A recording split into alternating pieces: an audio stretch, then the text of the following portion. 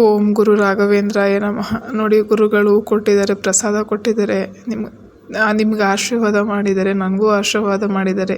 ಈ ವಿಡಿಯೋನ ಯಾರೆಲ್ಲ ನೋಡ್ತಿದ್ರೆ ಅವ್ರಿಗೆಲ್ಲರಿಗೂ ಒಳ್ಳೆಯದಾಗತ್ತೆ. ಈ ವಿಡಿಯೋನ ಫುಲ್ ನೋಡಿ, ಮಧ್ಯದಲ್ಲಿ ಹೂವು ಕೊಡ್ತಾರೆ, ಪ್ರಸಾದ ಆಗುತ್ತೆ.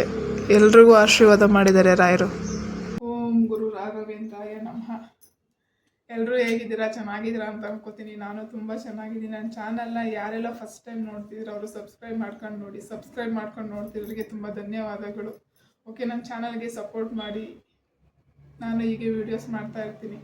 ಹೋಗಿ ಇವತ್ತಿನ ಟಾಪಿಕ್ ಏನು ಅಂತ ನಿಮ್ಗೆ ಆಲ್ರೆಡಿ ಗೊತ್ತಾಗಿರುತ್ತೆ. ನನ್ನ ತಂಬ್ಲೈನ್ ನೋಡಿ.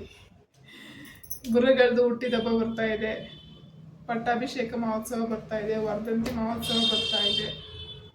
ತುಂಬ ಖುಷಿಯಾಗುತ್ತೆ. ಅದು ಶ್ರೇಷ್ಠವಾಗಿ ಗುರುವಾರನೇ ಬರ್ತಾ ಇದೆ. ಎಷ್ಟು ಒಳ್ಳೆ ದಿನ ಅಂದರೆ, ನಾನು ಇವಾಗ ಮುಂಚೆಗಳೇ ಏನೋ ವಿಡಿಯೋ ಮಾಡ್ತಿದ್ದೀನಿ ಅಂತಂದರೆ, ನೀವೇನಾದ್ರು ಅರ್ಕೆ ಕಟ್ಕೋಬೇಕು, ರಾಯರಿಗೆ ಸೇವೆ ಮಾಡಬೇಕು, ಅವ್ರಿಗೆ ಪೂಜೆ ಮಾಡಬೇಕು, ಅವ್ರ ಪ್ರತಿಫಲ ಬೇಕು ಅಂದರೆ ಒಳ್ಳೇದು ಟೈಮ್ ಬಂದಿದೆ ನಿಮ್ಮ ಜೀವನದಲ್ಲಿ. ಈ ಟೈಮಲ್ಲಿ ಮಾಡಿದರೆ ಗುರುಗಳದ್ದು, ಇವಾಗ ಬೇರೆ ಟೈಮಲ್ಲಿ ಪೂಜೆ ಮಾಡಿದ್ರೂ ಸಿಗುತ್ತೆ, ಆಶೀರ್ವಾದ ಸಿಗಲ್ಲ ಅಂತ ಹೇಳಲ್ಲ. ಈ ಟೈಮಲ್ಲಿ, ಈ ಮಾಸದಲ್ಲಿ, ಈ ಟೈಮಲ್ಲಿ, ಅವ್ರ ಅಭಿಷೇಕ ಟೈಮಲ್ಲಿ, ಅವ್ರು ಹುಟ್ಟಿದ ದಿನದ ಟೈಮಲ್ಲಿ ಮಾಡಿದರೆ 100 ಪಟ್ಟು ಆಶೀರ್ವಾದ ಸಿಗುತ್ತೆ ನಿಮಗೆ ಗುರುಗಳ ಕಡೆಯಿಂದ. ಸೊ ಹಂಗಾಗಿ ನಾನು ನಿಮ್ಗೆ ಹೇಳ್ತಾ ಇದ್ದೀನಿ, ಯಾರು ಫಸ್ಟ್ ಟೈಮ್ ಮಾಡೋದಿದ್ರೆ ಮಾಡ್ಬೋದು. ನಿಮಗೆ ಮಾಡೋ ಅಂಥವ್ರಿಗೆ ಆಲ್ರೆಡಿ ಗೊತ್ತಿರುತ್ತೆ. ಇವಾಗ ಮುಡುಕು ಕಟ್ತಾರೆ ಅಂತ ಹೇಳ್ತಾರೆ, 9 ದಿವಸ, 5 ದಿವಸ, ಮತ್ತು 21 ವಾರ, 9 ವಾರ, 3 ವಾರ, ಆ ಥರ ಎಲ್ಲರೂ ಮಾಡ್ತಾರೆ. ನಿಮ್ಮ ಕೆಪಾಸಿಟಿ, ನಿಮ್ಮ ಕೈಲಿ ಎಷ್ಟಾಗುತ್ತೆ ಎಷ್ಟು ವಾರ ಮಾಡೋಕ್ಕಾಗುತ್ತೆ ಆ ಥರ ಮಾಡಿ. ಇವಾಗ ನಾನು ಈಸಿಯಾಗಿ ಹೇಳ್ಕೊಡ್ಬೇಕು ಅಂದರೆ, ಇವಾಗ ಬುಧವಾರ 26ನೇ ತಾರೀಕು ಮಹಾಶಿವರಾತ್ರಿ ಇದೆ. ಮಹಾಶಿವರಾತ್ರಿ ಬುಧವಾರ ಬಂದಿದೆ, ಅವತ್ತಿನ ಬೆಳಗಕ್ಕೆ ಗುರುವಾರ 27ನೇ ತಾರೀಕಿಗೆ ನೀವೇನಾದ್ರು ಒಂದು ಅರ್ಕೆ ಮಾಡ್ಕೊಂಡು ಒಂದು ಮುಡುಕು ಕಟ್ಟಿ ರಾಯರ ಮುಂದೆ ಇಟ್ಟು, ರಾಯರೇ ನಂಗೆ ಇಂಥ ಕೆಲಸ ಆಗಬೇಕು, ನೀವು ಕಾಪಾಡಿ, ನಾನು ನಿಮ್ಮ ಸೇವೆ ಮಾಡ್ತೀನಿ ಅಂತ ಹೇಳಿ ಅವತ್ತಿಂದ ಪೂಜೆ, ಬೆಳಗ್ಗೆ ಸಂಜೆ ಪೂಜೆ ಸ್ಟಾರ್ಟ್ ಮಾಡಿ ಕರೆಕ್ಟಾಗಿ 6ನೇ ತಾರೀಕಿಗೆ 9 ದಿನ ಆಗುತ್ತೆ ಫ್ರೆಂಡ್ಸ್. ನೀವು ನಂಬಲ್ಲ ಎಷ್ಟು ಮಿರಾಕಲ್ ದಿನಗಳು. ರಾಯರು ಹುಟ್ಟಿದ ದಿನ ಅವ್ರ ಸೇವೆ ಮಾಡೋಕ್ಕೆ ಎಂಥ ಅದ್ಭುತವಾದ ದಿನಗಳಿದೆ ಅಂದರೆ ನಂಬಕ್ಕಾಗಲ್ಲ. ಕಟ್ಟಿ ಕರೆಕ್ಟಾಗಿ ರಾಯರು ಹುಟ್ಟಿದ ದಿವಸ 9 ದಿವಸ ಆಗುತ್ತೆ. ಸೇವೆಗಳು ಮುಗಿಸಿ ನಿಮಗೆ ರಾಯರು ಕರುಣೆ ತೋರಿಸ್ತಾರೆ, ನಿಮ್ಮ ಕಡೆನೂ ನೋಡ್ತಾರೆ, ನಿಮ್ಮ ಕಷ್ಟಗಳನ್ನೆಲ್ಲ ನೀಗಿಸ್ತಾರೆ.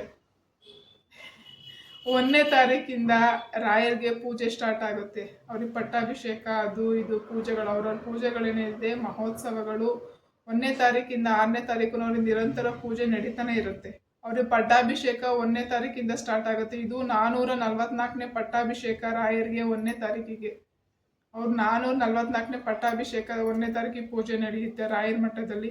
ಹಾಗೆ ವರ್ಧಂತಿ ಮಹೋತ್ಸವ ಇದು 430ನೇ ವರ್ಷದ ವರ್ಧಂತಿ ಮಹೋತ್ಸವ ರಾಯರಿಗೆ ನಡೀತಾ ಇರೋದು.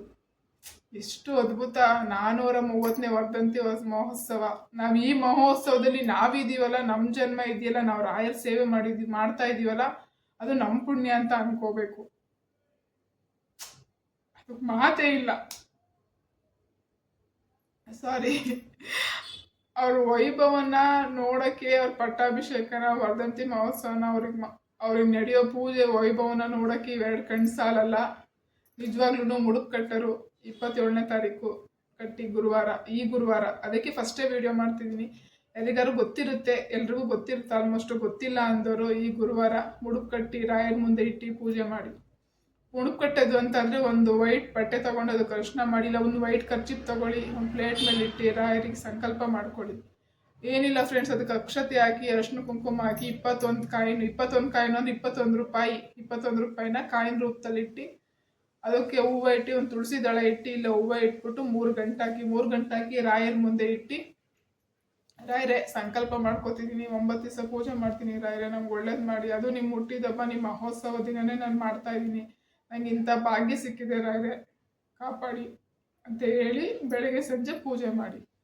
ನೀವು ಮುಡುಕು ಕಟ್ಟೋ ದಿವಸ ತಲೆಗೆ ಸ್ನಾನ ಮಾಡಿಕೊಂಡು ಮುಡುಕು ಕಟ್ಟಿ, ದಿನಾಲೂ ತಲೆಗೆ ಮಾಡಬೇಕು ಅಂತೆಲ್ಲ. ನೀವು ವೀಕ್ಲಿ ನೀವು ಹೆಂಗೆ 2 ದಿವಸ 3 ದಿವಸ 4 ದಿವಸ ಮಾಡ್ತೀರಿ ತಲೆಗೆ. ನಾನ್ ವೆಜ್ ತಿನ್ನಬೇಡಿ, ಬರೀ ಮೈಗೆ ಸ್ನಾನ ಮಾಡಿಕೊಂಡು ಮನೆ ಕ್ಲೀನ್ ಮಾಡಿಕೊಂಡು ರಾಯರಿಗೆ ಬೆಳಗ್ಗೆ ಸಂಜೆ ಪೂಜೆ ಮಾಡಿ. ಕರೆಕ್ಟಾಗಿ ಅವ್ರ ಮಹೋತ್ಸವಕ್ಕೆ 9 ದಿನ ಆಗುತ್ತೆ. ರಾಯರು ನಿಮ್ಮ ಕಡೆಗೂ ಕರುಣೆ ತೋರಿಸ್ತಾರೆ, ನಿಮಗೂ ಒಳ್ಳೇದು ಮಾಡ್ತಾರೆ, ನಿಮ್ಮ ಕಷ್ಟಗಳನ್ನೆಲ್ಲ ಪರಿಹಾರ ಮಾಡ್ತಾರೆ. ನಾನು ಈ ಸಲ ಈ ಥರ ರಾಯರು ಮುಡುಕು ಕಟ್ತಾ ಇರೋದು ಫಸ್ಟ್ ಟೈಮು. ನಾನು ಈ ಗುರುವಾರದಿಂದ ಮುಡುಕು ಕಟ್ತಾ ಇದ್ದೀನಿ. ಫಸ್ಟ್ನೇ ಸೇವೆ ರಾಯರಿಗೆ. ಯಾಕೆಂದರೆ ಅವ್ರ ಮೇಲೆ ನಂಬಿಕೆ ಇಲ್ಲ ಅಂದರೆ ಯಾರು ಮಾಡೋಕ್ಕೆ ಹೋಗ್ಬೇಡಿ ಗೈಸ್. ಅವರು ನಂಬಿ ನಂಗೆ ಒಳ್ಳೇದಾಗುತ್ತೆ ಅಂತ ಅಂದರೆ ಮಾತ್ರ ಮುಡುಕು ಕಟ್ಟಿ ರಾಯರಿಗೆ ಸೇವೆ ಮಾಡಿ. ಸೇವೆ ಮಾಡೋಕ್ಕಾಗಲಿಲ್ಲ ಅಟ್ಲೀಸ್ಟ್ ಮನೆಯಲ್ಲಾದ್ರೂ ಪೂಜೆ ಮಾಡಿ. ತುಂಬ ಒಳ್ಳೇದಾಗುತ್ತೆ. ಯಾಕೆಂದರೆ ನಾನು ರಾಯರ್ ನಂಬ್ತೀನಿ. ಕೆಲವೊಂದು ನನ್ನ ಜೀವನದಲ್ಲಿ ಪವಾಡಗಳು ನಡೆದಿದೆ, ರಾಯರ್ ತೋರಿಸಿದ್ದಾರೆ, ಕನ್ಸಲ್ಲಿ ಬಂದು ನನಗೆ ಏನು ಪ್ರಾಬ್ಲಮ್ ಸೊಲ್ಯೂಷನ್ ಕೊಟ್ಟಿದ್ದಾರೆ, ಎಲ್ಲ ಹೇಳಿದ್ದಾರೆ, ಎಲ್ಲ ಒಳ್ಳೇದಾಗಿದೆ. ಹಂಗಾಗಿ ನಾನು ಫಸ್ಟ್ನೇ ಸೇವೆ ರಾಯರ್ಗೆ, ಅದು ಅವ್ರು ಹುಟ್ಟಿದ್ದ ಮಹೋತ್ಸವ ಬರ್ತಾ ಇದೆ. ನನಗದು ನಂಗೆ ತುಂಬ ಖುಷಿ ಇದೆ. ನಾನು ಈ ಜನ್ಮದಲ್ಲಿ ನನ್ನ ಜನ್ಮ ತಾಳಿ ರಾಯರ್ಗೆ ಸೇವೆ ಮಾಡೋ ಅವಕಾಶ ಸಿಕ್ಕಿದೆಯಲ್ಲ, ಪಟ್ಟಾಭಿಷೇಕ ದಿವಸ, ವರ್ಧಂತಿ ದಿವಸ, ಅದು 430ನೇ ವರ್ಧಂತಿ ಅವರಿಗೆ ರಾಯರ್ ನಂಗೆ ಪ್ರಸಾದ ಕೊಟ್ಟರು, ಸಾಕು ನಂಗಷ್ಟು. ಓಂ ಗುರು ರಾಘವೇಂದ್ರಾಯ ನಮಃ. ನೋಡಿ ಅಲ್ಲಿ ಹೂವು ಬಿದ್ದಿದೆ, ಕಾಣಿಸ್ತಾ ಇದೆಯಾ? ನೋಡಿ ತೋರಿಸ್ತೀನಿ, ಇಲ್ಲಿ ನೋಡಿ, ಇಲ್ಲಿ ಸಾಕು ರಾಯರೇ,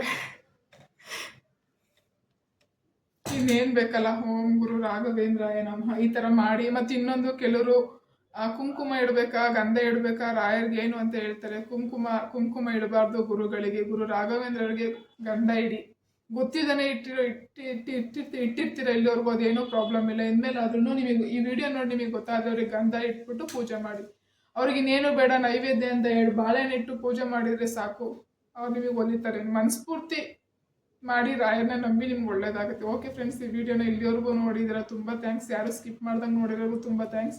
ನನ್ನ ಚಾನಲ್ನ ಫಸ್ಟ್ ಟೈಮ್ ನೋಡ್ತಿರೋರು ಸಬ್ಸ್ಕ್ರೈಬ್ ಮಾಡ್ಕೊಂಡು ನೋಡಿ. ವಿಡಿಯೋ ನಿಮ್ಗೆ ಇಷ್ಟ ಆಯಿತು ಅಂತ ಅನ್ಕೋತೀನಿ. ಓಂ ಗುರು ರಾಘವೇಂದ್ರಾಯ ನಮಃ. ಈ ವಿಡಿಯೋ ಮುಖಾಂತರ ರಾಯರು ಎಲ್ರಿಗೂ ಆಶೀರ್ವಾದ ಮಾಡಿದ್ದಾರೆ, ಪ್ರಸಾದ ಕೊಟ್ಟಿದ್ದಾರೆ, ಹೂ ಕೊಟ್ಟಿದ್ದಾರೆ. ಅದಕ್ಕಿಂತ ಇನ್ನೇನು ಬೇಕಲ್ವಾ? ಓಂ ಗುರು ರಾಘವೇಂದ್ರಾಯ ನಮಃ. ಓಕೆ ಫ್ರೆಂಡ್ಸ್, ನೆಕ್ಸ್ಟ್ ವಿಡಿಯೋ ಸಿಗೋಣ. ಬಾಯ್.